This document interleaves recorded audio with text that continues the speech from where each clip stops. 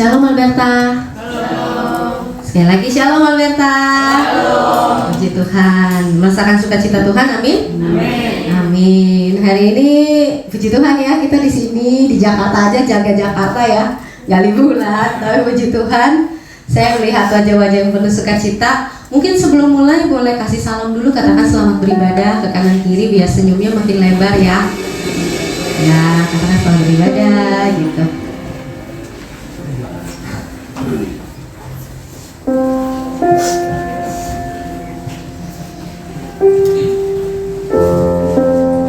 Ya, kita mau bersatu sebentar, kita mau nyatakan kerinduan kita di hadapan Tuhan kita. Kita mau datang ke hadirat-Nya.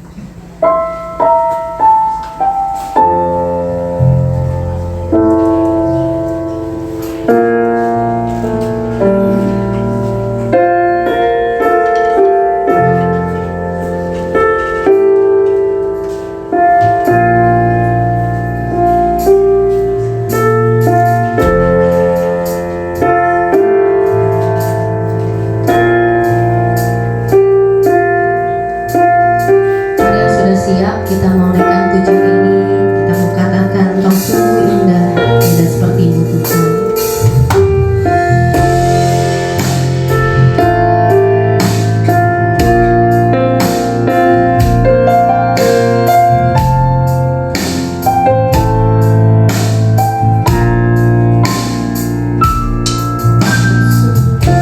Indah tiada taranya, sungguh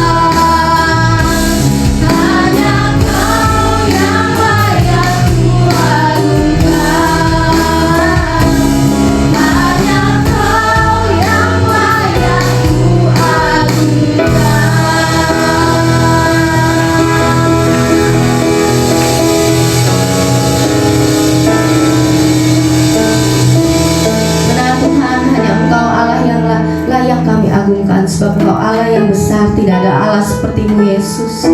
Terima kasih Tuhan untuk kesempatan kami boleh datang pagi hari ini dengan badan yang sehat. Kami masih boleh beribadah Tuhan saat pagi hari ini. Ini semua karena anugerah-Mu semata ya Bapa. Biar Engkau saja yang bekerja, Engkau yang beracara dari awal hingga akhirnya ibadah kami Tuhan. Kami yakin Engkau hadir di tengah pujian umat-Mu ya Bapa. Terima kasih Tuhan, hanya dalam satu nama Tuhan Yesus Kristus, Allah dan Juru Selamat kami yang hidup, kami berdoa. Yang percaya sama-sama katakan amin. Sekali lagi shalom. Boleh megang tangan? Shalom. Oke, puji Tuhan. Semangat puji Tuhan kita, amin. Amin. Yuk kita mau katakan Tuhan Allah kita bertahta di atas pujian kita.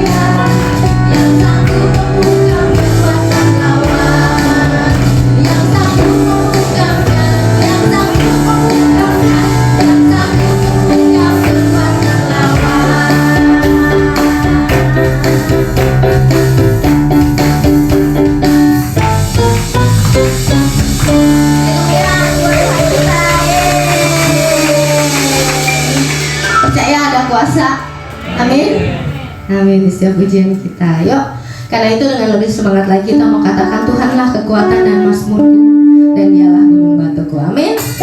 Ya, kita lihat pujian ini ya.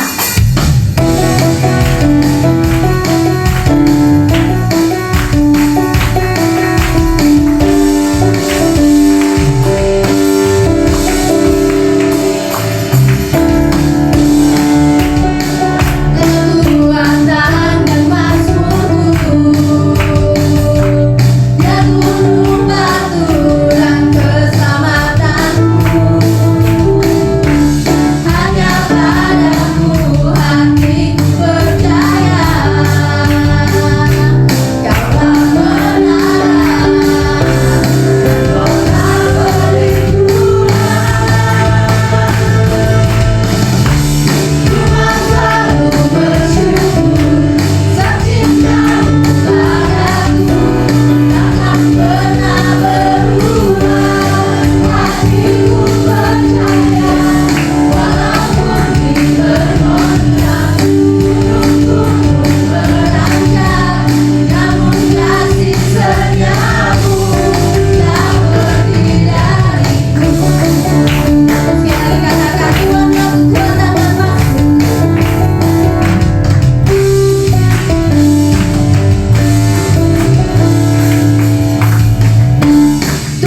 Itulah kekuatan dan mazmurku. Dia gunung batu dan keselamatanku. Hanya padamu hatiku percaya. Kaulah benaran, kota perlindungan.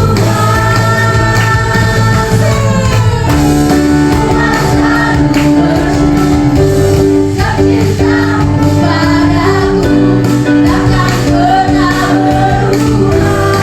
Hatiku percaya, walau bumi merontang, gunung-gunung beranjak, namun kasih setiamu tak pergi dariku.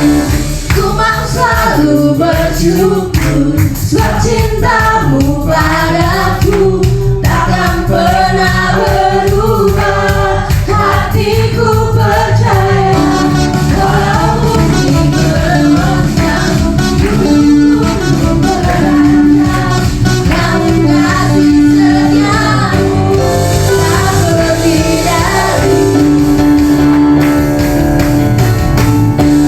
Ku mau selalu bersyukur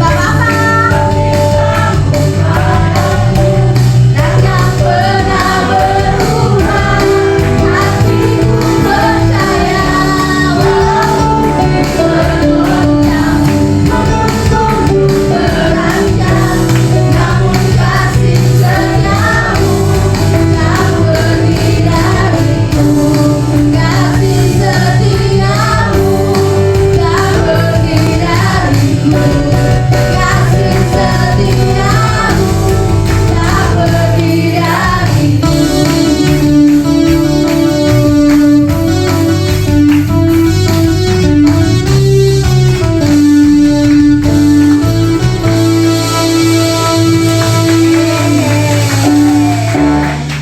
Coba, udah capek apa belum? Belum, yakin? Colek kanan kirinya, lebih semangat lagi gitu. Lebih semangat lagi gitu. Iya, yuk satu pujian lagi ya. Yuk kita mau katakan Engkau Tuhan yang benar. Kau lagu tunggu ya. Yuk, tepuk tangan yuk.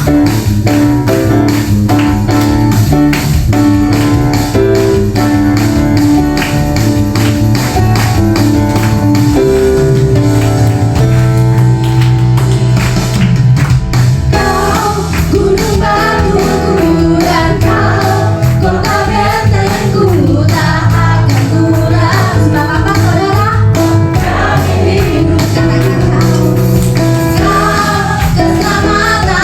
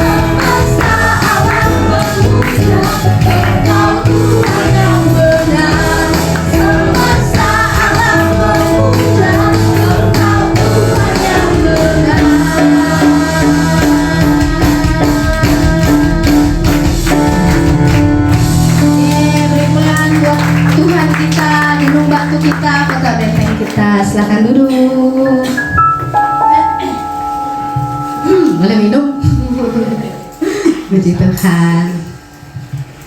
Setelah bersukacita memuji Tuhan kita, sekarang tiba saatnya kita mau mempersiapkan hati kita untuk mendengarkan firman Tuhan saat pagi hari ini.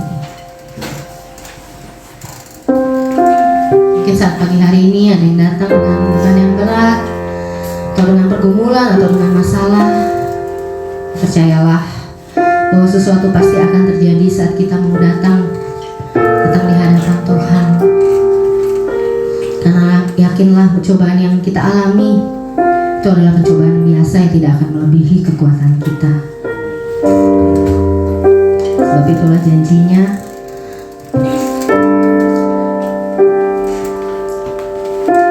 yang sudah hafal mungkin bisa naikkan pujian ini dengan sikap berdoa. Dengan sungguh kita mau datang di altarnya, kita mau sujud di altarnya. Dan yakinlah bahwa mukjizat masih terjadi sampai saat hari ini.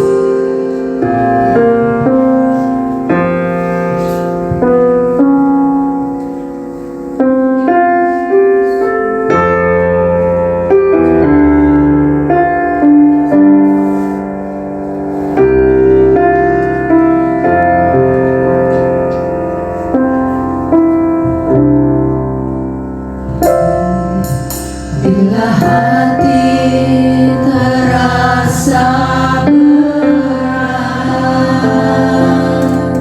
tak seorang pun mengerti bebanku. Ku tanya Yesus, apa yang harus ku buat? Dan Dia berfirman, mari kita semua datang kepadanya. Dia berfirman, mari datanglah. Dia selalu pedulikan aku. Ku datang Yesus, Dia pikul segala bebanku. Sujud di altar.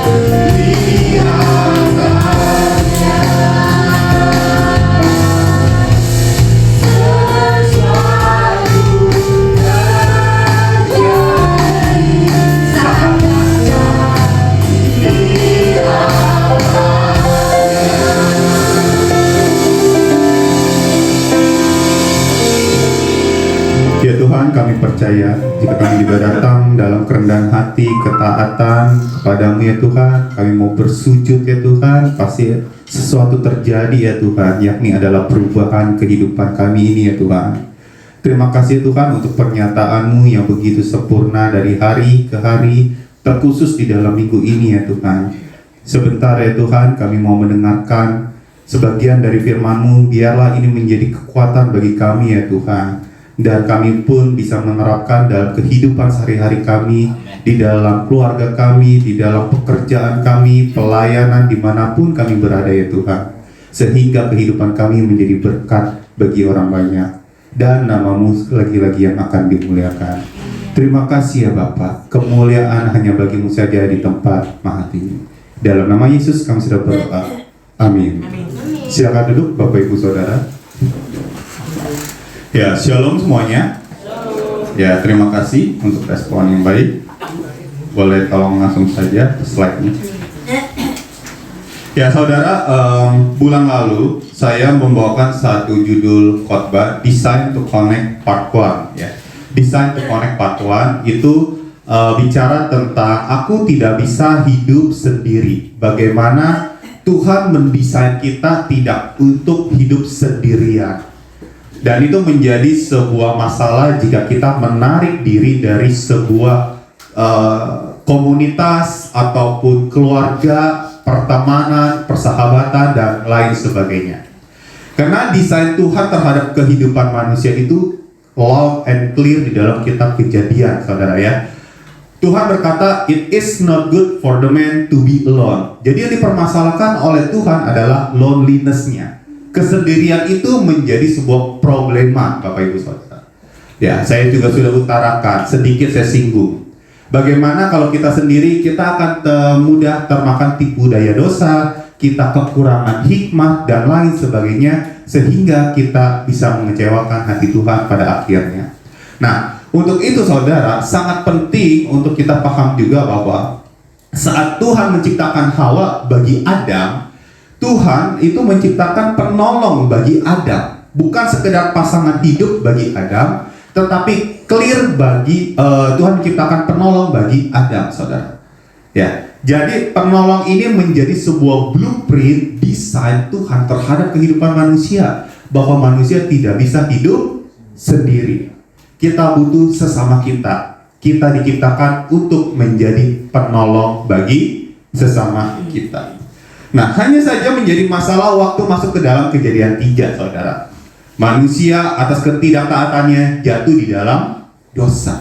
Relasi kemudian menjadi rusak. Di situ main salah-salahan. Ya, Adam nyalain Hawa, Hawa nyalahin ular, kayak gitu. Ular nyalahin nggak ada, gitu ya. Mau nyalain siapa? Mau binatang lainnya, gitu kan ya. Nah, akhirnya mereka main salah-salahan. Nah, saudara, dosa merusak relasi itu, tetapi yang pasti Tuhan nggak memisahkan mereka, saudara ya. Bahkan Tuhan memiliki sebuah ide untuk memulihkan kembali, Bapak Ibu Saudara, yaitu relasi antara Adam dan Hawa ataupun manusia dengan Tuhan. Sebagai contoh di Kejadian 3 ayat 21 dikatakan seperti ini. Dan Tuhan Allah membuat pakaian dari kulit binatang untuk manusia dan untuk istrinya itu, lalu mengenakannya kepada mereka. Ya, kalau zaman sekarang ada brand baju namanya apparel kayak gitu ya, H&M kayak gitu ya. Ternyata Tuhan punya ide lebih dulu. Desainer pertama itu adalah ya Tuhan ya. Karena dia menciptakan brand ANX gitu ya, Adam dan Hawa gitu. Dan dari kulit berkualitas tinggi, karena benar-benar dari binatang langsung gitu ya. Diseset kayak gitulah kurang lebih, kemudian dibuatlah pakaian untuk Adam dan Hawa. Kenapa? Karena waktu itu Adam dan Hawa sebagai manusia terbatas, Bapak Ibu. Udah jatuh dalam dosa, terbatas pengetahuannya, apa yang ada di depan mata, yaitu adalah daun dari pohon ara. Itulah yang dikenakan untuk menutupi tubuhnya. Tapi Tuhan tahu, waktu Tuhan mau mengusir mereka dari Taman Eden, mereka harus berjuang di dalam kehidupan mereka. Sehingga daun dari pohon ara itu gak cukup untuk menutupi tubuh mereka. Dengan kasihnya yang luar biasa, Tuhan melengkapi mereka dengan pakaian berkualitas tinggi di saat itu, yaitu pakaian dari kulit binatang, Bapak Ibu. Nah, lalu kemudian yang menarik adalah seperti ini. Waktu mereka diusir dari Taman Eden atas ketidaktaatan karena dosa merusak seluruhnya, Bapak Ibu, Tuhan tidak memisahkan Adam dan Hawa. Tuhan tetap menyatukan mereka, membiarkan mereka untuk berjuang di dalam kehidupannya. Perlu diketahui bahwa potensi konflik tetap akan ada waktu mereka bersama. Betul ya saudara ya? Waktu kita bersandingan dengan siapapun itu juga pasti akan selalu ada konflik. Pasti waktu kita bersandingan dengan rekan kerja kita, dengan keluarga kita, dengan anak kita, dengan orang tua kita, dengan siapapun pasti akan selalu timbul yang namanya konflik. Potensi itu akan selalu ada, tetapi Tuhan tidak memberikan sebuah pilihan untuk Adam dan Hawa kemudian menjadi hidup sendiri, tetapi membiarkan mereka tetap hidup bersandingan. Lagi-lagi ini sebuah desain yang konsisten bagi Tuhan untuk kehidupan manusia. Sebagai bukti yang lain, di kitab Perjanjian Baru, kitab-kitabnya itu menjelaskan, saudara, bagaimana waktu Tuhan menjelma sebagai manusia, lalu kemudian datanglah Yesus Kristus, saudara ya. Nah, di situ waktu Yesus Kristus pelayanan, bertemu dengan para murid, jumlah muridnya rasul-rasul ada berapa, saudara? 12, genap, saudara. Itu merupakan sebuah kelompok kecil lagi. Masing-masing 12 itu punya kelompok kecil, total ada 6 kelompok. Satu kelompok isinya 2. Itulah bagaimana Tuhan Yesus mengutus mereka. Contoh, Petrus sama Yohanes itu diutus untuk mereka melakukan penginjilan. Tuhan gak membiarkan mereka untuk hidup sendiri, saudara. Tuhan tidak mengizinkan untuk mereka hidup sendiri. 2. Atau contoh yang lain yang lebih berkonflik, yaitu adalah Paulus dan Barnabas. Satu kali Paulus dan Barnabas ini bertengkar, lalu kayak gereja zaman sekarang bertengkar kemudian pecah kongsi kayak gitu ya. Akhirnya tapi Tuhan tidak membiarkan mereka sendirian, saudara. Paulus dengan siapa tuh? Silas, kemudian Barnabas dengan Markus, Yohanes Markus lebih tepatnya, keponakannya sendiri. Nah, di situ kita melihat lagi-lagi di saat ada penyebaran Injil itu terjadi pun Tuhan tidak membiarkan manusia untuk hidup sendiri. Bahkan Tuhan merancang sebuah ide untuk sebuah pemulihan. Untuk itulah makanya Yesus hadir ke dunia, Bapak Ibu Saudara. Untuk apa? Memulihkan relasi kita antara kita dengan Bapa di surga, sehingga kita bisa datang kepada Bapa hanya melalui Yesus Kristus. Lagi-lagi saya mau katakan, ide Tuhan itu bukan sebuah isolasi atau bahkan pemisahan, tetapi sebuah pemulihan, Bapak Ibu Saudara, sebuah rekonsiliasi. Untuk itu, dari hal ini kita mau belajar satu prinsip penting, bahwa konflik adalah bagian yang tidak bisa dipisahkan dalam kehidupan manusia. Ya saudara, kita tahu kita tuh nggak bisa hidup sendiri, tapi waktu kita bersama dengan siapapun itu juga, pasti potensi konflik akan tetap ada. Sepanjang kita hidup, pasti akan ada yang namanya konflik. Untuk itu, kita nggak bisa lari dari konflik. Aku tidak bisa lari dari konflik, bagaimanapun juga. Untuk itu satu-satunya jalan adalah ya udah hadapi aja. Kita hadapi konflik ini. Karena Tuhan sendiri pun tidak memiliki ide untuk memisahkan manusia, Bapak Ibu Saudara. Untuk itu kita bahas lebih dalam hal ini dari kitab Amsal 14 ayat 4. Amsal 14 ayat 4. Oke, saudara boleh tolong buka sendiri dulu. Nanti yang di depan itu bagian King James Version. Kita mau baca dalam terjemahan barunya dulu ya. Amsal 14 ayatnya yang keempat.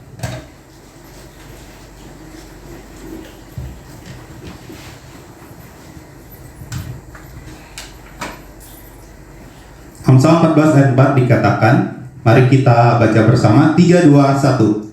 Kalau tidak ada lembu, juga tidak ada gandum, tetapi dengan kekuatan sapi, banyaklah hasil. Ya, saudara. Oke, tidak untuk sebagai pelengkap, bukan berarti yang bahasa Indo lebih kurang, tetapi sebagai ayat terjemahan lain untuk melengkapi pemahaman kita. Di Proverbs 14 verse 4, King James Version dikatakan, where no oxen are, the crib is clean, but much increase is by the strength of the ox. Saudara, ox ini adalah untuk menggambarkan sapi jantan atau lembu ya Bapak Ibu. Kalau dalam bahasa Inggris itu banyak banget ya. Saya coba gali, oh ternyata banyak sekali untuk mendefinisikan sapi kayak gitu ya. Mungkin kalau kita kenalnya cow itu ya lebih ke sapi betina gitu. Kalau ox ini lebih ke lembu atau sapi jantan yang sudah dikebiri. Biasanya dimanfaatkan untuk tenaganya. Juga ada calf itu anak sapi, apalagi gitu ya. Cattle itu sapi secara menyeluruh. Bulls itu sapi jantan tapi yang tidak dikebiri. Dan mungkin kayak masih ada lagi yang lain gitu. Nah, singkat cerita, ayat ini ya saudara ya, mau mengatakan bahwa where no oxen are, the crib is clean. Oke, kita bahas dulu ya, dikit-dikit ya saudara ya. Jika tidak ada sapi jantan atau lembu, crib ini mungkin kalau zaman sekarang bisa didefinisikan kandang, atau sebenarnya kalau kita mau literally diterjemahkan itu box baby, ranjang bayi gitu, tempat bayi tidur. Tapi dalam konteks ayat ini betul itu adalah kandang atau boleh dibilang palungan juga, jelas-jelas tempat makan ternaknya gitu ya. Bisa pondoknya, bisa palungannya, bisa kandangnya kayak gitu ya. Pondok nih maksudnya ya kandangnya. The crib is clean ya nggak bau, nggak repot. Maksudnya gini, kalau nggak ada sapi ya nggak, kandang itu atau palungan itu tetap clear, tetap bersih gitu ya, nggak bau, nggak repot gitu ya. Nah, but much increase is by the strength of the ox. Tetapi kekuatan sapi, kekuatan lembu jantan ini bisa menambah hasil Bapak Ibu. Kenapa? Karena kalau kita punya banyak lembu, banyak tenaga, akhirnya banyak hasil. Konteksnya adalah mereka bisa membajak sawah atau digunakan untuk hal lainnya, untuk menggiling dan lain sebagainya, dan akhirnya menghasilkan gandum. Gandum bisa dikonsumsi, sisanya bisa dijual, dapat duit. Di situ mereka bisa hidup. Jadi semakin banyak sapi akan semakin menguntungkan, hasil berlimpah. Cuman firman Tuhan ingetin tuh ya, untuk satu lembu saja banyak kotorannya, banyak kotoran yang harus dibersihkan, apalagi kalau banyak gitu. Nah, kira-kira ayat itu mau menggambarkan seperti ini saudara, secara general. Kalau kamu ingin hidup tanpa repot, kamu mungkin akan hidup tanpa hasil. Tapi kalau kamu mau hasil yang baik, hasil yang berlimpah, ya kamu harus siap menghadapi konsekuensi yang mengikutinya, kayak gitu. Kita kaitkan hal ini dengan relasi ya saudara ya. Kalau nggak ada lembu, bersihlah palungan bersih, nggak bau, nggak repot gitu kan ya. Maknanya apa? Kalau kita yang hidup sendiri itu nggak akan ada konflik, nggak akan ada gesekan. Wah, hidup seperti itu menyenangkan. Dan ini menggambarkan orang-orang yang lebih memilih menjauhkan diri dari komunitas, atau orang yang kecewa, trauma atas masa lalunya. Karena waktu dia berelasi dengan seseorang, dengan rekan kerja, orang itu mengesalkan kayak gitu, sehingga menarik diri dan nggak mau hidup sendirian, nggak mau hidup bersama, maksud saya. Dan orang itu berkata, udahlah lebih enak hidup sendiri, lebih memilih untuk isolasi dibanding dengan hidup bersama. Lalu, tetapi dengan kekuatan lembu banyaklah hasil. Nah, saudara, tapi diingetin tuh, kalau banyak lembu itu bisa membajak tanah dan menghasilkan gandum dan memberikan benefit dalam kehidupan, memberikan sebuah keuntungan. Jadi maksudnya, waktu kita berelasi dengan sesama, mungkin akan banyak kotoran-kotoran yang harus kita bersihkan. Tetapi kalau kita mau rajin maintain hal tersebut, itu bisa menguntungkan untuk diri kita sendiri, untuk mendewasakan kita. Belum lama, puji Tuhan, saya memiliki kesempatan untuk menemani anak murid pergi ke Australia, tepatnya Melbourne. Di situ salah satu sebagai turis yang agak norak tentunya karena baru pertama kali, pengen ketemu kanguru. Singkat cerita, kita ke mini zoo ketemu kanguru. Ya, sebagaimana layaknya orang-orang norak yang pengen foto dan lain sebagainya kayak gitu. Tapi ternyata waktu saya deketin kanguru yang lagi kayak nongkrong gitu, mereka kayak bergerombol, kayak dia ngomongin kita lagi ngomongin mereka gitu ya. Mereka kayak lagi nongkrong kayak gitu, beberapa ada introvert sendirian gitu di ujung, mungkin dia kulitnya sendirian putih gitu ya, dia sendirian gitu. Nah yang ini lagi bersama. anak-anak murid saya pada kasih makan kanguru tersebut kayak gitu kan ya, kayak menyenangkan gitu ya. Dan saya ingin sih melakukan itu, tapi saya orangnya emang agak gelian gitu ya. Dan ternyata waktu saya semakin lebih dekat dengan si kanguru yang lagi nongkrong bareng itu maaf kata ya, kotoran itu banyak banget saudara, bener-bener banyak sehingga saya nggak kuat kayak gitu kan ya. Saya pernah pelayanan di sebuah desa yang sebelah tempat ibadahnya adalah kandang sapi, dan itu bener-bener bau sekali. Dan saya baru ngerasain lagi jauh-jauh ke Melbourne ketemunya sama beginian gitu kan ya. Itu kotoran banyak banget. Ada kanguru lagi lompat sambil keluar. Ada yang kasih makan anaknya di kantongnya kayak gitu, sambil kasih makan sambil ada yang keluar juga saudara. Dan akhirnya ada mungkin saya dikit ke kiri keinjak, dikit kiri ke kanan keinjak gitu. Dan saya di situ hanya memikirkan sepatu saya. Saya hati-hati gitu. Saya nggak mau pulang dengan banyak ya hal-hal yang berceceran di tengah jalan itu. Dan saya mau katakan gini loh saudara, itu baunya setengah mati. Nggak peduli deh itu mau binatang yang mungkin tidak ada di Indo dan lain sebagainya, saya nggak mau deket-deket. Apalagi ada kangurunya ada yang kayak nge-gym gitu, dia kayak steril banget. Memang self defense kanguru itu tinggi ya, jadi kalau salah trik kasih makannya kita bisa ditonjok gitu ya. Jadi saya lebih pilih nih udah bikin bahaya saya kayak gitu. Murid saya sih mungkin lebih nggak banyak pikiran gitu, jadi mereka kasih makan aja gitu. Nah saudara, yang saya mau katakan gini, kotoran itu merepotkan. Ada di situ kemudian ibu-ibu mbak-mbak Melbourne gitu ya lagi bersihin kemudian, dan memang mereka harus maintain kayak gitu. Bagaimanapun itu mini zoo, mereka dapat benefit kalau ada pengunjung. Semakin banyak pengunjung, semakin banyak uang. Di situ mereka semakin untung. Gimana caranya? Ya mereka harus bersihin setiap kotoran yang ada. Itu banyak banget saya pikir. Dan saya ngerasa kayaknya nggak kuat nih kalau lama-lama di sini. Akhirnya saya melihat ada kanguru introvert. Mendingan saya kesana barengan aja lah ya. Di situ saya baru mau mulai foto. Kotorannya agak sedikit walaupun tetap ada dan lain sebagainya. Sekali lagi saudara ya, kotoran itu merepotkan, tetapi harus dibersihkan. Waktu kita mau rajin bersihin, maka semakin ada keuntungan. Konteksnya kalau yang tadi ya cerita kanguru tadi. Sebelum sekolah saya liburan saudara ya, kayaknya minggu lalu kayak gitu ya, di hari Kamis gitu, kami ada rapotan sebagaimana sekolah pada umumnya. Lalu kemudian saya lagi ada di kantor, rapotan sedang berjalan di dalam kelas saudara. Waktu di dalam kelas itu tiba-tiba jam 11 siangan ada yang ketok office saya, kemudian dia main buka aja gitu, ternyata salah satu wali kelas saya. Dia mukanya sudah merah kayak gitu ya, mukanya udah merah, kemudian dipermisi, sir, sorry sebentar saya mau datang. Oke, silakan duduk gitu. Padahal rapotan lagi berjalan gitu kan. Ternyata di situ waktu dia tutup pintu, air mata langsung mengalir dengan deras gitu ya. Singkat cerita lah ya, nggak perlu detail juga. Singkat cerita, wali kelas itu duduk di depan saya, dia ungkapkan perasaannya, dia baru aja ketemu sama orang tua yang menurut dia itu mengesalkan sekali, karena sampai gebrak-gebrak meja dan seterusnya. Saya mikir, wah ini mau liburan, banyak kerjaan yang harus diselesaikan lebih dulu. Belum ya hal-hal sepele lainnya, ada arahan, ayo kulkas harus dibersihkan, jangan sampai kosong. Kalau sampai ada makanan di kulkas didenda kayak gitu. Wah, kan ngeberesin perintilan kayak gini aja tuh kan bikin pusing. Tiba-tiba ada kejadian kayak gini saudara. Dan kami juga mau liburan. Akhirnya oke lah, kita kelarin lah kayak gitu ya. Saya panggil kembali orang tua tersebut dengan penuh kerendahan hati, supaya kita bisa duduk bersama diskusi bareng kayak gitu dengan apa yang sudah terjadi. Ya singkat cerita, esok harinya mereka datang, bisa diajak ngomong saudara.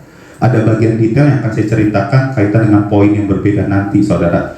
Nah, tapi yang pasti di situ saya minta hikmat dari Tuhan. Tolong waktu saya berbicara Tuhan, tolong tuntun saya. Satu sisi saya agak kesal dengan kejadian ini karena menurut saya orang tersebut, bapak tersebut berperilaku tidak baik di dalam kelas, sampai gebrak meja, ngomong yang nggak baik dan seterusnya. Tapi satu sisi ya memang ini harus diberesin kayak gitu kan ya.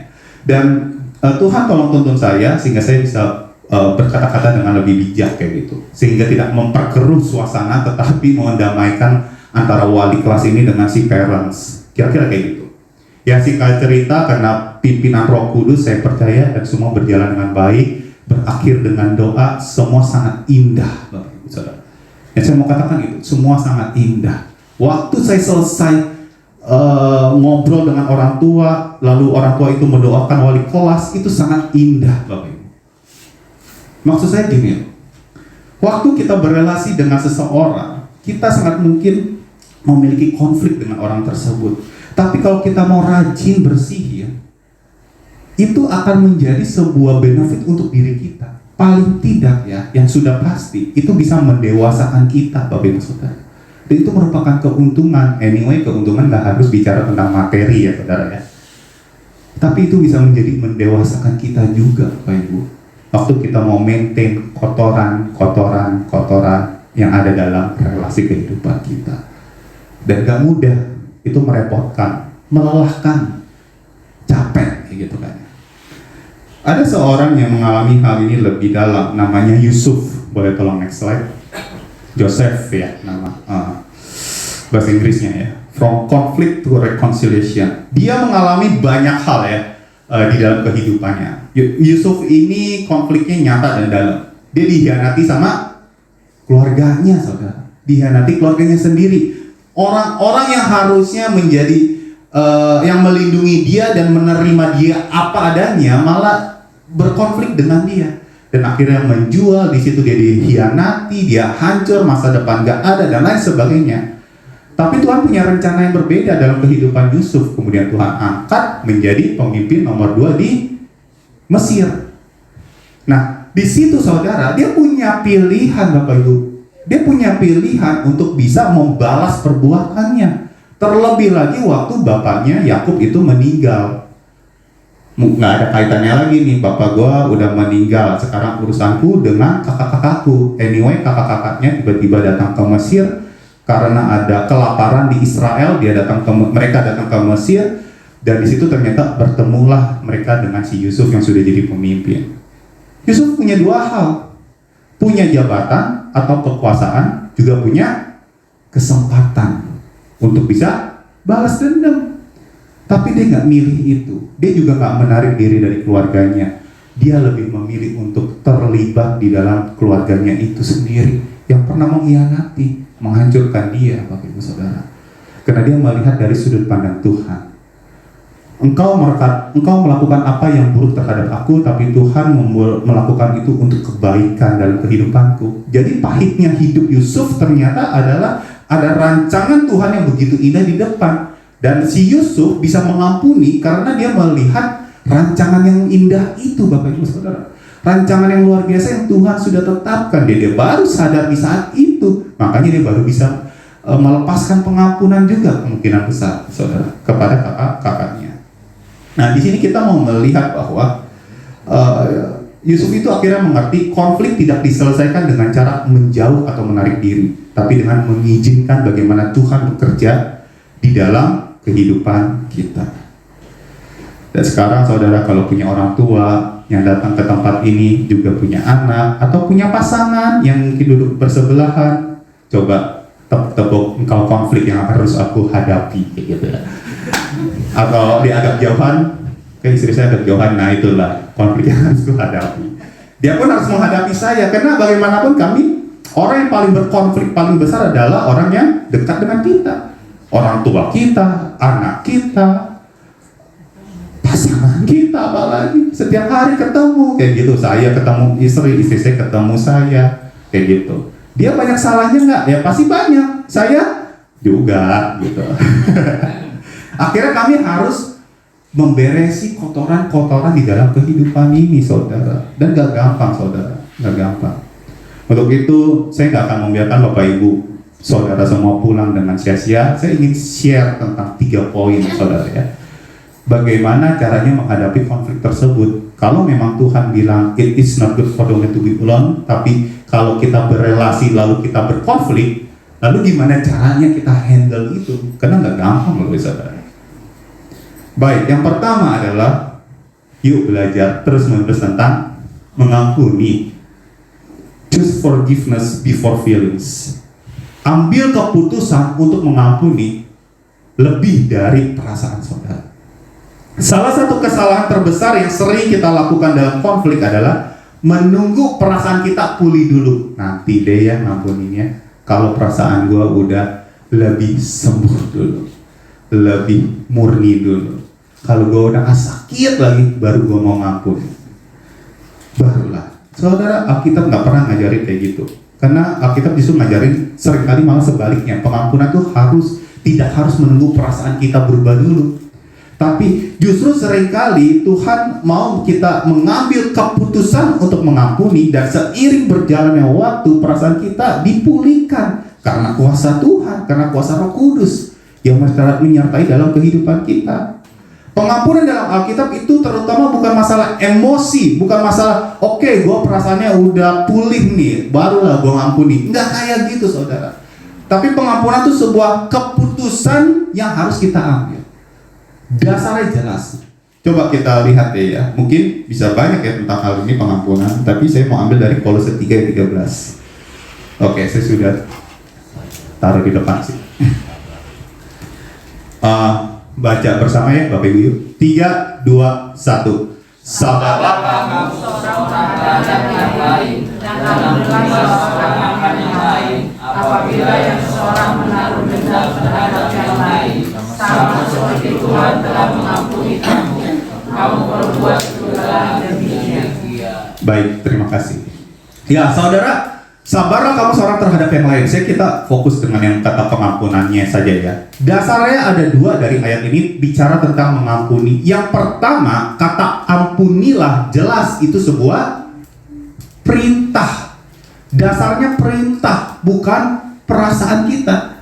Jika sebuah perintah, maka hal itu pasti bisa kita kerjakan dan lakukan.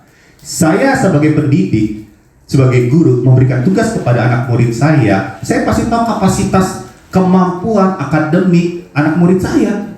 Waktu saya kasih tugas, pasti saya kasih tugas yang bisa dia kerjakan. Sama halnya dengan Tuhan. Waktu Tuhan memberikan sebuah perintah melalui firman Tuhan, pasti kita bisa kerjakan, pasti kita bisa lakukan.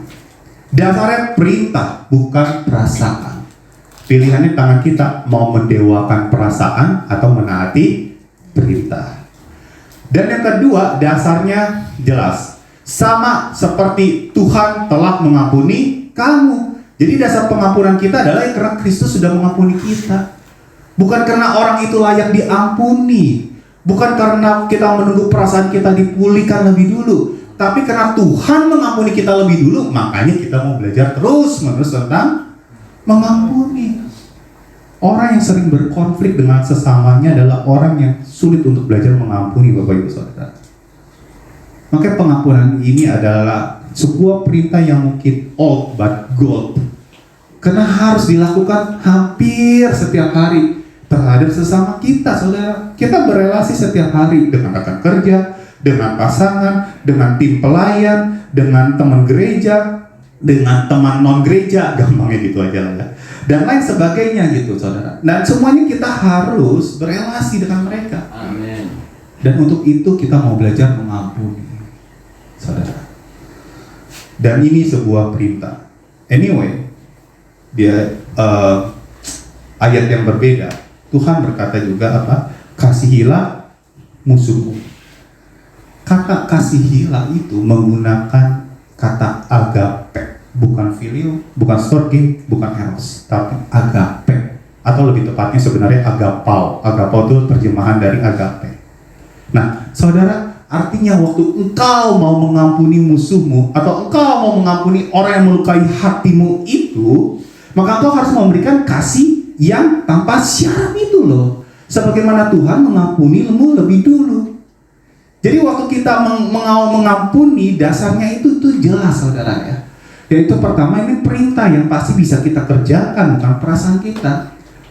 Dan yang kedua adalah ya karena memang ini adalah Tuhan yang mengampuni kita lebih dulu, sehingga kita bisa mengampuni dengan kerelaan hati, saudara. Karena kalau enggak kita paham tentang hal ini, saya percaya kalau kita nunggu perasaan kita berubah lebih baik dulu baru mengampuni, kita nggak akan pernah belajar mengampuni, saudara. Atau yang kedua, kalau kita nunggu orang lain itu berubah lebih dulu baru kita mau belajar mengampuni, ya kita nggak juga akan pernah belajar mengampuni, saudara. Karena pengampunan itu sebuah keputusan dan tidak menyenangkan, nggak enak saudara mengampuni itu. Nunggu dia berubah, nggak berubah kayak gitu, dan lain sebagainya, wah itu bikin capek saudara. Tapi ini kotoran yang memang harus kita kerjakan. Ini bagiannya kita anak Tuhan, yang mau dewasa ya kita. Dan kita mau belajar lebih baik lagi. Amin Bapak Ibu Saudara. Mari kita mau belajar mengampuni. Waktu kita memilih pengampunan itu akan membuka pintu bagi pemulihan dan memutus rantai kepahitan kehidupan. Dan pengampunan juga memberikan ruang bagi Tuhan untuk bekerja kepada relasi yang rusak atas karena dosa. Biarlah waktu kita mau belajar mengampuni, kita lihat bagaimana Tuhan itulah sudah mengampuni kita lebih dulu. Itu yang pertama. Yang kedua, setelah mengampuni kita mau belajar memahami atau mengerti. Seek understanding before judging. Memahami, mengerti lebih dulu, lihat sudut pandang orang lain lebih dulu sebelum kita menghakimi. Understanding, Bapak Ibu, understand. Salah satu cara terbaik untuk meredakan konflik adalah belajar melihat dari sudut pandang orang lain. Seringkali konflik itu jadi besar bukan masalahnya yang besar, saudara. Karena kita hanya inginnya dimengerti, nggak mau mengerti. Dan kita nggak melihat dari sudut pandang orang lain. Kita hanya ingin melihat apa yang kita rasa benar. Dan kita pegang itu kuat-kuat. Dan akibatnya apa? Kita menilai tindakan orang lain tanpa benar-benar memahami apa yang ada di baliknya. Namun ketika kita berusaha untuk melihat dari sudut pandang orang lain, saya percaya hal itu pasti akan berubah. Kita memiliki pemahaman yang lebih baik lagi. Kenyataannya gini ya saudara ya, boleh tolong next. Ini maksud saya.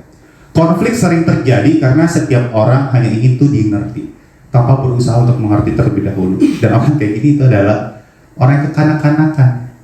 Waktu Tuhan menyuruh kita untuk datang seperti anak-anak, itu terjemahannya itu childlike.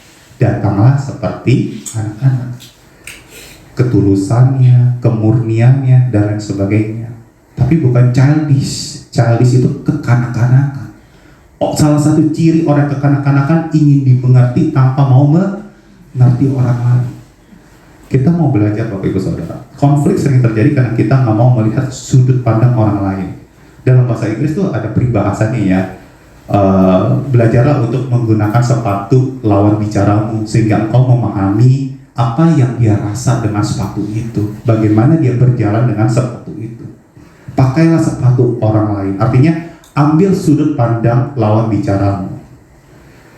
Sebagai contoh cerita tentang wali kelas dan parents yang saya ceritain tadi, saya berusaha mengerti lebih dulu untuk mendamaikan atau meredakan konflik ini, saudara.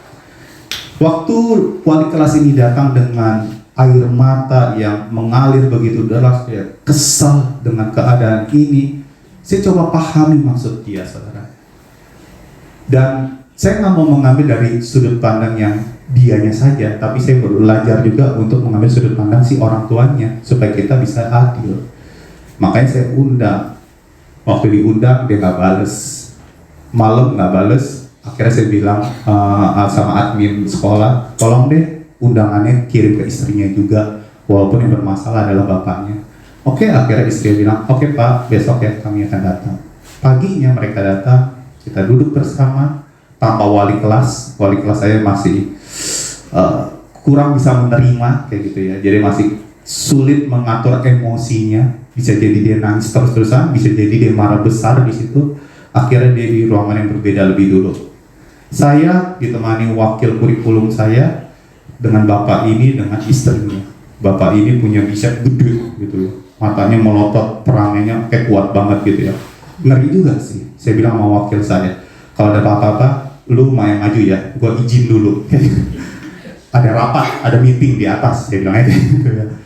Oke siapa? Ada gitu aja dia mah. Nah saudara, di situ saya belajar untuk mengerti, memahami kenapa dia sampai emosi seperti itu. Karena pasti ada penyebabnya juga dong. Akhirnya waktu saya tanya dan saya coba pahami, ternyata itu bisa diterima. Oke Pak, saya terima segala ekspektasi Bapak terhadap sekolah ini. Karena saya pemimpinnya, saya yang terima, saya akan coba olah. Apa yang kami bisa lakukan, maka kami lakukan kayak gitu. Tapi yang tidak bisa kami kerjakan ya mohon maaf gitu kan ya. Artinya kalau kita nggak bisa kerjasama ya ke sekolah lain aja lah, kan banyak sekolah gitu. Nah, tapi input Bapak ini baik untuk kami, makanya saya terima gitu. Cuman cara Bapak menyampaikan kepada wali kelas saya itu nggak baik. Anak murid aja saya ajar tentang tata krama, sopan santun dan lain sebagainya. Pasti mereka akan kena konsekuensi jika mereka keluar dari batas moral yang ditetapkan oleh sekolah. Apalagi ada orang lain ataupun orang tua. Saya juga nggak akan membiarkan hal itu. Saya berusaha mengutarakan kalimat tersebut dengan sesopan mungkin Bapak Ibu, untuk dia bisa ngerti apa maksud saya. Sehingga dia juga belajar untuk mengerti, tidak hanya ingin dimengerti doang kayak gitu. Puji Tuhan ya, sekali lagi ini karena tuntunan Roh Kudus. Barusan yang saya ucapkan kayaknya berbeda dengan apa yang saya ucapkan di hari H, saudara ya. Saya nggak ngerti lah bagaimana Roh Kudus bekerja melalui mulut saya yang kadang-kadang nggak baik ini kayak gitu kan ya. Dan di situ entah kenapa Bapak yang melotot itu akhirnya ya kayaknya pelototannya udah mulai reda gitu kan ya. Di akhir pertemuan dia bilang, Pak, oke, terima kasih, kita udah damai dengan Pak Paulus, dengan ada bagian kurikulum, terima kasih ya. Tapi kan wali kelasnya masih di luar tuh gitu. Yuk kita ketemuan Pak, kata dia. Oke Pak, dari tadi memang ini juga udah siap. Dan waktu itu ternyata lama juga homeroom saya untuk masuk kayak gitu, karena dia masih menyiapkan hati. Waktu dia datang, istri dari Bapak ini langsung berusaha memahami, mengerti maksud si wali kelas, dan akhirnya berakhir dengan si istri mendoakan wali kelas. Dan di situ berakhir dengan indah Bapak Ibu Saudara. Dan itu mendewasakan saya, mendewasakan wali kelas, juga mendewasakan si parents tersebut untuk bisa bersikap lebih baik lagi kayak gitu. Nah, di sini kita mau belajar Bapak Ibu. Waktu kita sama-sama mau mengerti sudut pandang orang lain, saya percaya akhirnya akan indah. Tapi kita harus hadapi, jangan lari dari konflik. Amin saudara. Terakhir, yaitu adalah saya boleh minta tolong keyboardis, tolong iringi instrumen sebentar. Yang terakhir, rekonsiliasi. Pursue reconciliation intentionally. Saudara, yang ketiga ini tegas dan jelas ya. Kita perlu mengambil waktu untuk rekonsiliasi. Upayakan, usahakan. Rekonsiliasi itu di setting sedemikian rupa, kapan waktunya, kapan tempatnya, di mana tempatnya maksud saya, untuk kita bisa rekonsiliasi. Sebagaimana saya mengundang orang tua ini, Pak, tolong ya besok datang. Karena nggak mudah loh bagi orang tua itu. Makanya saya mengucapkan terima kasih waktu dia datang. Kenapa? Karena itu hari biasa, orang harusnya kerja. Dia harus izin 2 kali untuk datang ke sekolah berarti, kepada kantornya, untuk hanya memberesi konflik ini semua. Dan itu nggak gampang. Untuk itu rekonsiliasi memang harus dibuat secara sengaja, saudara. Banyak orang berpikir gini, konflik akan sembuh dengan waktu. Saudara jangan percaya, waktu itu tidak menyembuhkan konflik. Waktu hanya bisa mengubur konflik. Konfliknya tetap ada. Suatu waktu dia bisa akan bangkit kembali dengan kekuatan yang lebih besar. Untuk itu jangan dianggap sepele tentang hal ini. Kita perlu memberesi dengan orang-orang sekeliling kita. Alkitab mengajarkan kok. Saya buka ya, Matius 5 ayat 23-24, saya bacain. Sebab itu jika engkau mempersembahkan persembahanmu di atas mezbah dan engkau teringat akan sesuatu yang ada di dalam hati saudaramu terhadap engkau, tinggalkanlah persembahanmu di depan mezbah itu dan pergilah berdamai dahulu dengan saudaramu. Tapi yang masih ada koma. Lalu kembali untuk mempersembahkan persembahanmu itu. Jadi ya tinggalin dulu ritual agamawimu itu. Demi apa? Demi engkau melakukan sebuah rekonsiliasi ini. Karena ini penting bagi Tuhan. Saudara, waktu manusia jatuh dalam dosa, apa sih yang hilang? Relasi, saudara. Relasi antara manusia dengan Bapa di surga. Itu yang hilang, itu yang iblis kejar. Itu yang akan iblis coba lakukan. Engkau datang ke gereja silakan, tapi setelah pulang gereja biarlah engkau saling ngomongin satu dengan yang lainnya. Ih, si bapak itu tadi pakai sepatunya gini. Kenapa? Karena hatinya emang udah nggak bener dengan orang tersebut, sehingga kitanya nggak pernah menyelesaikannya, saudara. Kita konflik dengan orang-orang itu. Datang ke gereja sih, tetapi dengan hati yang jauh daripada Tuhan, mengecewakan hati Tuhan. Untuk itu perlu rekonsiliasi, Bapak Ibu Saudara. Perlu. Saya mau mengakhiri dengan sebuah cerita ya Saudara. Di sekolah, tempat saya mengajar, kami membuat sebuah event gitu ya, di mana orang tua bisa ketemu anak, singkatnya gitu. Tapi sebelum ketemu, orang tua ada ceramah firman Tuhan, sharing tentang parenting untuk mereka bisa terima. Di ruangan yang berbeda, si anak dari hari-hari sebelumnya juga dapetin sesi-sesi dari sekolah. Sampai akhirnya di hari H, mereka juga dapat tuh sesi tentang menghormati, menghargai keluarga, orang tua dan seterusnya. Dan di ruangan orang tua ini yang sharing adalah orang lain tentunya. Kemudian saya coba rangkum itu semua. Saya bilang, Bapak Ibu, kami ini hanya sekolah menyediakan waktu.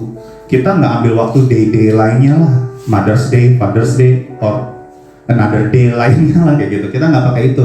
Kita pakai waktu ini untuk momen Bapak Ibu bisa rekonsiliasi terhadap anak Bapak Ibu.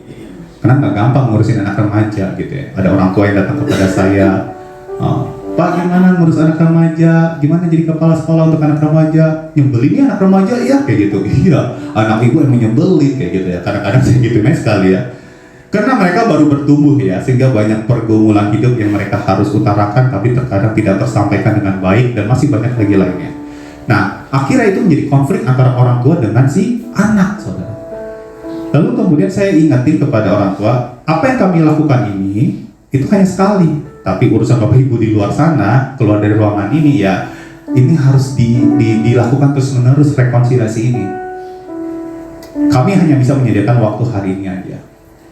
Pokoknya setelah kita kuatkan segala macamnya, akhirnya saya bilang, Bapak Ibu sebentar lagi anak Bapak Ibu tuh keluar dari ruangan ini, masuk ke ruangan kita. Mereka baru dapetin sesi banyak hal tentang kehidupan ini. Salah satunya tentang menghargai juga tentang keluarga. Nah, untuk itu Bapak Ibu, karena itu ruangan 360 derajat ya, Bapak Ibu boleh cari ruangan di sini, ujung kanan, ujung kiri, ambil waktu yang nyaman, tempat yang nyaman untuk bisa doain. Kalau mau bunga ya kasih bunganya, doain, tumpang tangan, jangan tumpang kaki kayak gitu. Dan kita doakan sama-sama kayak gitu. Dan waktu pintu terbuka, anak-anak datang, udah ada yang banjir kayak gitu kan ya, air mata mereka. Karena mungkin memang banyak masalah di dalam rumah gitu yang belum terselesaikan. Ada yang buru-buru, ada yang doain, tumpang tangan dan lain sebagainya, Saudara. Maksud saya cerita ini adalah, Saudara, gini ya, pemulihan itu selalu menjadi sebuah solusi. Dan salah satu cara kita memulihkan hubungan kita adalah dengan rekonsiliasi. Konflik akan selalu ada, Saudara. Tapi mengambil keputusan untuk mengampuni, memahami, mengerti orang lain, serta juga rekonsiliasi, itu bagian yang penting untuk kita kerjakan, Saudara.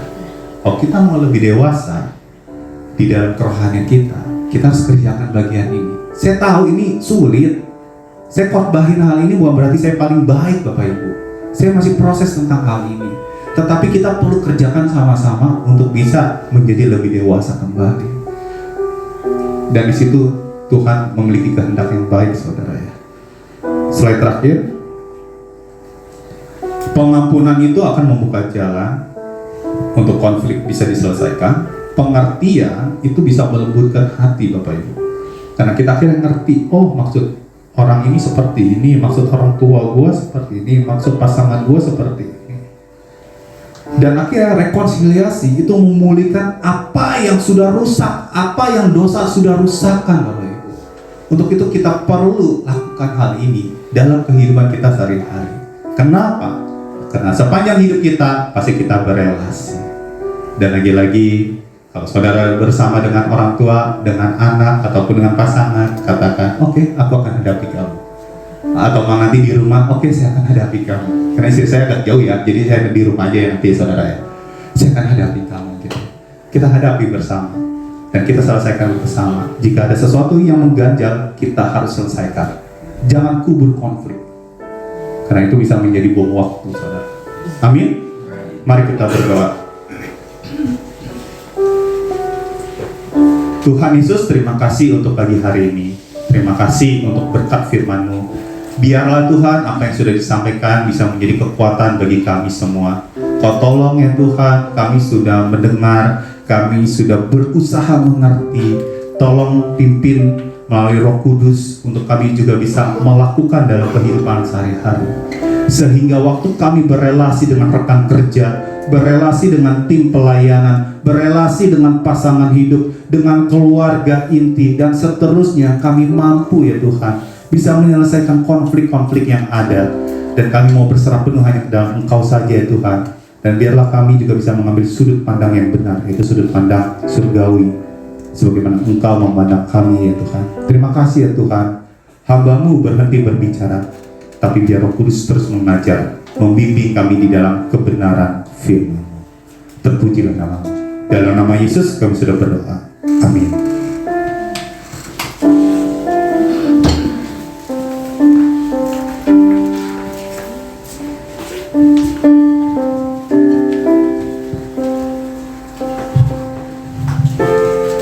Puji Tuhan, diberkati firman Tuhan pagi hari ini, amin. Saya bersama Ibu Gembala dan seluruh jemaat mengucap terima kasih untuk pelayanan PDP Paulus. Tuhan Yesus berkati. Jujur saya sendiri juga diberkati ya. Jadi gimana kalau kita memulai memaafkan dulu, mau gak egois, mau ngerti dulu gitu ya. Terus kita mau rekonsiliasi. Biarlah kita bukan hanya jadi pendengar yang baik, tetapi juga kita bisa menjadi pelaku firman yang baik. Amin. Amin. Sekarang tiba saatnya kita mau memberikan persembahan. Untuk yang bertugas juga boleh maju ke depan. Nanti minta dengan kasih Saudara Niko pimpin doa persembahannya.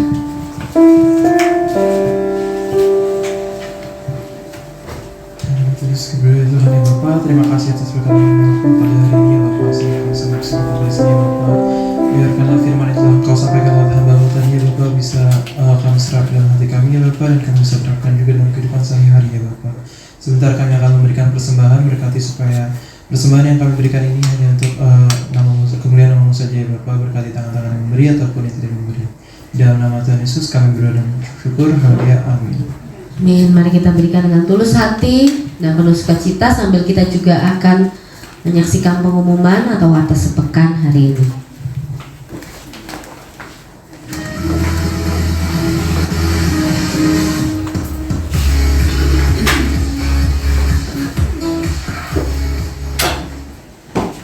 Keluarga besar GBI Alberta mengucapkan terima kasih kepada PDP Paulus Igunata Sutejo yang telah menyampaikan firman Tuhan dalam kebaktian umum hari ini.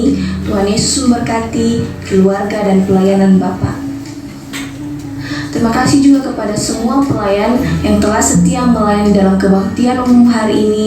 Tuhan Yesus memberkati dengan bonus yang khusus. Jemaat wanita diundang untuk hadir dalam kebaktian kaum wanita pukul 10 pagi, Selasa 24 Maret 2026. Firman Tuhan akan disampaikan oleh Diaken Yongpuriantini Handoko. Mari bergabung bersama kami dalam benteng doa GBI Alberta setiap Jumat pukul 10 pagi. Bukan hanya bagi jemaat GBI Alberta saja, tetapi terbuka bagi umum. Mari Bapak Ibu bersama untuk saling menguatkan melalui doa-doa kita. Kaum muda diajak untuk hadir dalam komunitas Alberta Youth Team Sabtu 29 Maret 2026 pukul 6 sore dengan acara kebersamaan. Seluruh jemaat diundang untuk kembali hadir dalam kebaktian umum minggu depan 29 Maret 2026 pukul 8 pagi. Firman Tuhan akan disampaikan oleh PDM Wiwi Kartaelia. Ibadah sekolah minggu di kelas lantai 3 bersama dengan kebaktian umum. Diharapkan para orang tua dapat membawa anak-anaknya saat beribadah supaya anak-anak juga dapat mengikuti sekolah minggu. Seluruh jemaat diundang untuk hadir dalam kebaktian Paskah GBI Alberta Minggu 5 April 2026 pukul 10 pagi. Firman Tuhan akan disampaikan oleh Pendeta Carmelia Suryanto. Alberta Family Gathering Jumat 3 April 2026 di Inagro Bogor. Biaya 445.000, sudah disubsidi hanya 100.000. Segera daftar kepada Diaken Livi Hadaja dan sekretariat gereja. Kumpul di gereja pukul 7 pagi dan berangkat pukul 8 pagi. Pendaftaran terakhir 22 Maret.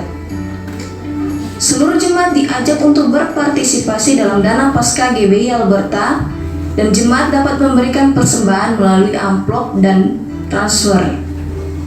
Jemaat Alberta, tetap satukan hati berdoa bagi gereja kita Alberta dan bangsa kita setiap malam jam 9. Mari luangkan waktu berdoa agar pemulihan terjadi bagi gereja kita dan bangsa kita dimanapun kita berada. Jangan bosan-bosan untuk mengajak dan ingatkan keluarga, saudara, teman, dan siapapun untuk beribadah bersama di gereja GBI Alberta, bisa melalui WA, telepon, dan kunjungan lain-lain. Tetaplah ikuti kegiatan-kegiatan gereja kita GBI Alberta melalui warta digital yang dikirimkan di WA grup GBI Alberta.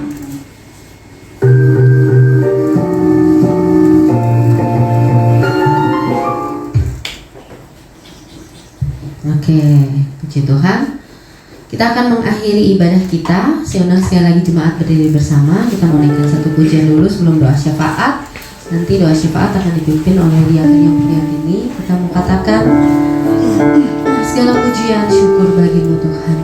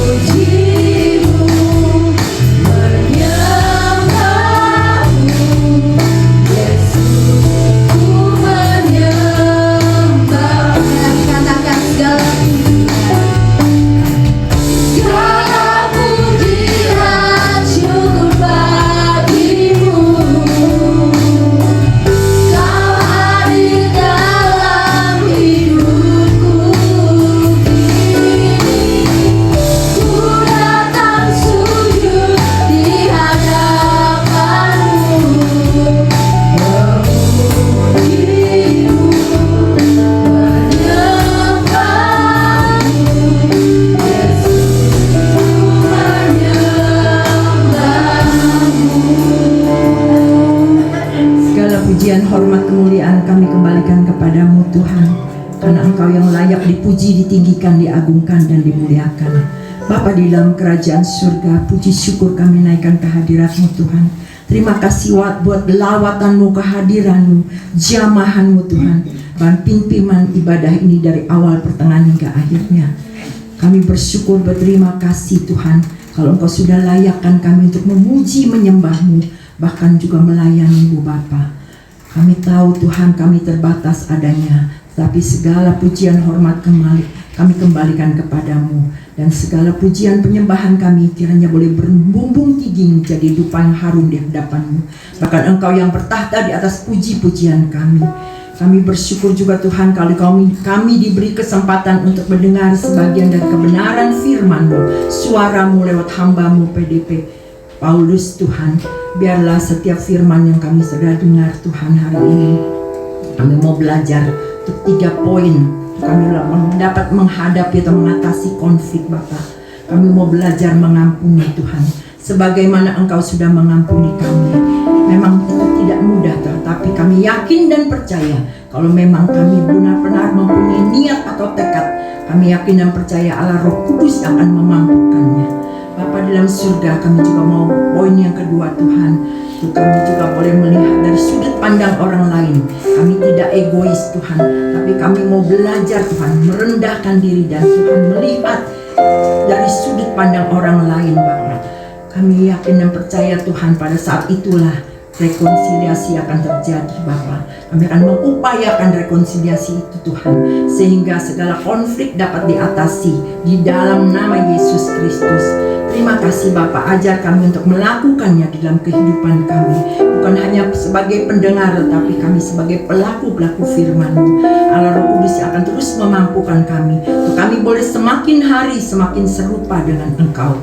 Bapa di dalam surga, memberkati PDP Paulus Tuhan yang telah menyampaikan kebenaran firman-Mu. Tuhan, pakai dia dimanapun Tuhan tempatkan, dia boleh menjadi berkat bagi banyak orang. Terima kasih Tuhan untuk juga istrinya Ibu Sela juga Tuhan. Engkau pakai dia Tuhan juga sebagai ibu rumah tangga, sebagai penolong, sebagai apapun Tuhan yang Tuhan sudah tempatkan. Dan keluarga ini menjadi keluarga yang diberkati, dan banyak keluarga yang lainnya juga diberkati lewat keluarga ini. Bapa di dalam surga, kami bersyukur, berterima kasih juga Tuhan untuk Ibu Gembala yang ada di tengah-tengah kami. Tuhan sudah berikan kekuatan, kesehatan, penghiburan, sukacita yang daripadamu Tuhan. Kalau dia boleh ada sebagaimana ada hari ini, itu semua karena anugerah-Mu, kasih sayang-Mu Tuhan. Terus Engkau pakai Ibu Gembala kami Tuhan sebagai Ibu Gembala yang mengayomi jemaat-Mu Tuhan, dan kami boleh semakin bertumbuh di dalam Engkau. Berkati juga Tuhan anak cucu mantunya, keluarga besarnya, kami serahkan dalam kasih pimpinan-Mu. Terima kasih juga Tuhan untuk para pelayan-Mu yang hari ini telah melayani Engkau Bapa. Kami yakin dan percaya Tuhan, kalau kami boleh melayani-Mu itu Tuhan, kami suatu anugerah Tuhan, suatu kesempatan untuk kami boleh mengucap syukur dengan apa yang Tuhan sudah berikan. Talenta yang Tuhan sudah berikan, kami mau kembalikan untuk hormat dan kemuliaan nama-Mu. Kami tahu Tuhan kami terbatas adanya, tapi kami yakin dan percaya Tuhan yang akan memampukan, Tuhan akan yang memberikan yang terbaik Tuhan. Bapa di dalam surga, kami bersyukur juga untuk jemaat-Mu yang setia Bapa. Kami yakin dan percaya mereka juga tidak akan kehilangan upahnya. Kami yakin dan percaya Tuhan sesuai dengan janji-Mu, kalau kami datang dengan sungguh-sungguh, beribadah dengan sungguh-sungguh, maka Tuhan akan berkati roti makanan kami dan air minuman kami, dan kami akan dijauhkan dari segala sakit penyakit. Kami pegang janji-Mu Tuhan, karena janji-Mu iya dan amin. Kami yakin dan percaya Tuhan, kami akan pulang tidak seperti pada waktu kami datang. Kami akan pulang dengan kesehatan, kekuatan, kemenangan yang daripada-Mu Tuhan. Terima kasih Bapa, terima kasih Yesus. Kami berdoa juga Tuhan untuk para jemaat-Mu Tuhan yang hari ini tidak bisa hadir, mungkin di luar kota atau di luar negeri atau dimanapun mereka berada, mungkin juga ada dalam keadaan sakit. Tuhan jamah sembuhkan di dalam nama Yesus Kristus. Apapun masalah pergumulan mereka Tuhan, Engkau Allah Maha Tahu. Engkau yang akan menyelesaikannya buat mereka, sehingga di minggu yang akan datang mereka dapat berkumpul bersama dengan kami. Kami juga berdoa Tuhan untuk Jumat Agung Bapa. Kami akan pergi ke Bogor Tuhan. Bapa di dalam surga, Tuhan berkati perjalanan kami Tuhan. Pergi pulang dengan selamat tanpa kurang suatu apapun. Kami rindu kebersamaan ini bukan hanya hari itu saja, tetapi terus kami boleh menjalin satu kesatuan Tuhan. Kami diikat dengan tali kasih-Mu. Untuk hari-hari selanjutnya kami boleh lebih lagi Tuhan, saling mengasihi, saling melayani, dan kami yakin dan percaya nama Tuhan ditinggikan, diagungkan, dan dimuliakan. Kami berdoa juga untuk kebaktian umum Paskah nanti Tuhan, Engkau berkati. Kirimkan jiwa-jiwa yang haus lapar kebenaran firman-Mu. Engkau urapi, berkati Tuhan para pelayan-Mu yang melayani Tuhan, khususnya Ibu Karmelia. Bapak berikan hikmat yang daripada-Mu Tuhan. Apa yang harus dia sampaikan dia Paskah itu Tuhan. Kami juga sehingga kami bukan datang dan pulang dengan sia-sia, tetapi kami mau membawa suatu berkat yang daripada-Mu, bahwa Engkau sudah hadir di dunia ini, Engkau menyelamatkan kami, bahkan Engkau mati di kayu salib untuk menebus kami. Terima kasih Bapa, terima kasih buat segala yang telah Engkau beri dalam hidup kami. Terima kasih Yesus. Kalau sebentar kami akan berpisah satu dengan yang lain, hantar pimpin langkah kami, tibakan tempat tujuan kami masing-masing dengan selamat tanpa kurang suatu apapun. Terima kasih Yesus, terpujilah nama-Mu. Segala pujian, hormat, kemuliaan kami kembalikan padamu. Hanya di dalam nama Yesus kami berdoa dan mengucap syukur. Haleluya. Bapak Ibu Saudara, mari kita angkat kedua tangan kita untuk menerima berkat Tuhan. Kekasih-kekasih Kristus yang diberkati Tuhan, pulanglah dan terimalah berkat Tuhan. Turunlah kiranya atas saudara-saudara semua kasih, karunia, dan damai sejahtera dari Allah Bapa, pengampunan dan kasih sayang dari Tuhan Yesus Kristus, penghiburan, penyertaan, bahkan pimpinannya di dalam kuasa Roh Kudus memimpin kita sekalian. Mulai saat ini sampai Maranatha, Tuhan Yesus datang yang kedua kali. Hanya di dalam nama Tuhan Yesus kami sudah berdoa dan bersyukur. Haleluya, sama-sama katakan amin. Terima kasih.